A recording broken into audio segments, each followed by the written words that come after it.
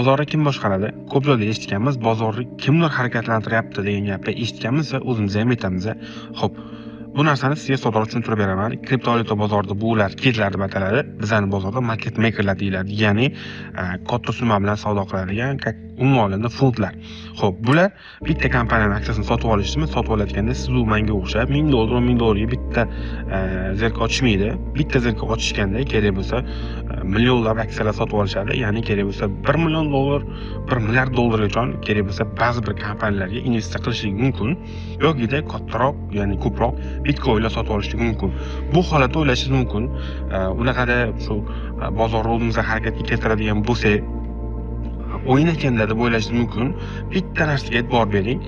Davlatda qonunchiligida chiqariladigan narsalarni ham prosta tepada o'tirganlar prosta o'zlaridan kelib chiqib yozib qo'yishmaydi. Xalq talab qiladi bu narsani va xalqning fikridan olib inobatga olib chiqarishadi.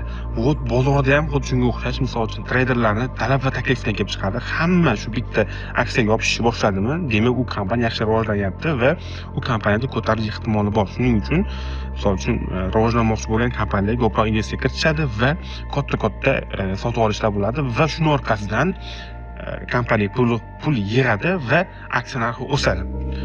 Xo'p, endi sizga bitta zo'r sir.